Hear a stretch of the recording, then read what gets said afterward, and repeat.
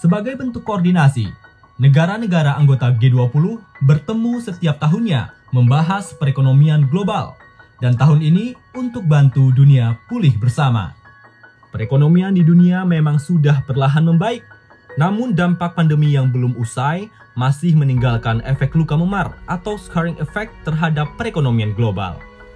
One of our priority agenda is to address scarring effect to secure future growth.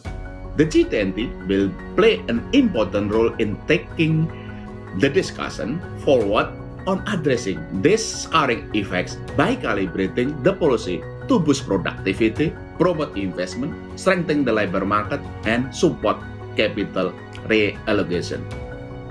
Mengusung tema Recover Together, Recover Stronger, Indonesia mengajak seluruh dunia untuk saling menolong bangkit dari pandemi. Ada 3 isu strategis yang dibahas.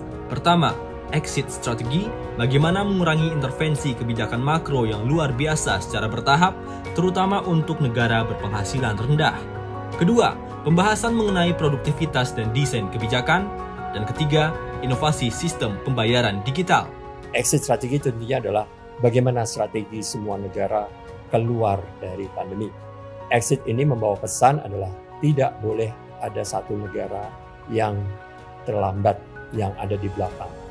Guna beri makna untuk perdalam literasi masyarakat terkait isu-isu agenda prioritas G20, Bank Indonesia menggelar ragam side event residensi G20. Salah satunya kuliah umum di 3 kota.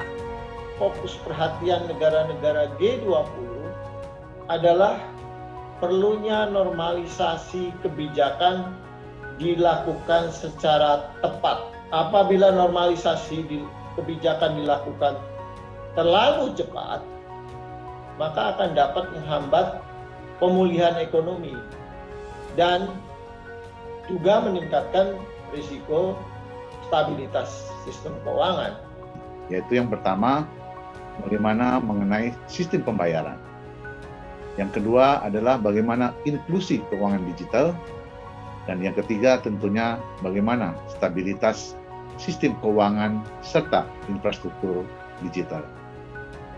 Sebagai forum ekonomi utama dunia yang memiliki posisi strategis, G20 kian mengupayakan penguatan arsitektur dan ketahanan sistem keuangan internasional.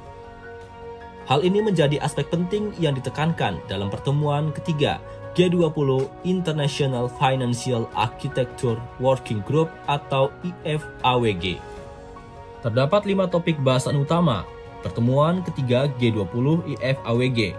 Pertama, dukungan G20 kepada negara berpenghasilan rendah dalam menghadapi kerentanan perekonomian. Kedua, peran Multilateral Development Bank dalam mendukung agenda pembangunan. Ketiga, stabilitas sistem keuangan di tengah dinamika aliran modal antar negara. Keempat, asesmen kondisi kerentanan utang negara berpenghasilan rendah. Dan kelima, transparansi data utang.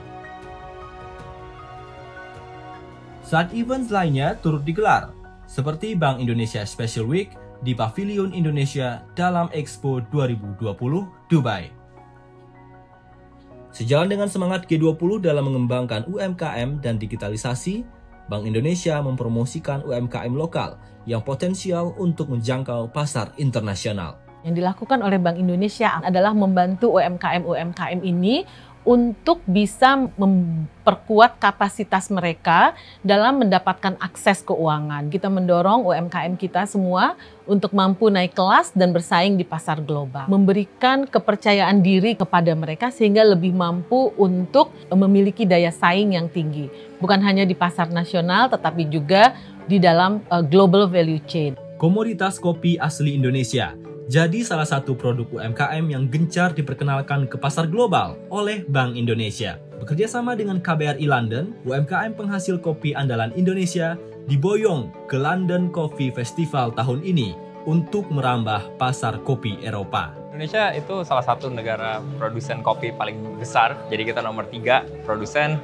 Ekspornya secara volume itu nomor 4, itu karena kita sebenarnya marketnya besar banget, produksi kopinya banyak, nggak cuma diekspor tapi diserap sendiri juga banyak gitu ya. Jadi secara kualitas juga nggak kalah dengan kopi-kopi lain. Secara competitiveness sebenarnya kita itu sangat kompetitif.